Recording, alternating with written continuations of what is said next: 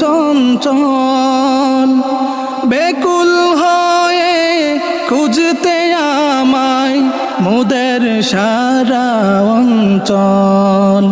আজ কেন মা আসো না কাছে, আদর করো না হেসে, মাগো তুমি কোথায় গেলে আসবে না আর ফিরে।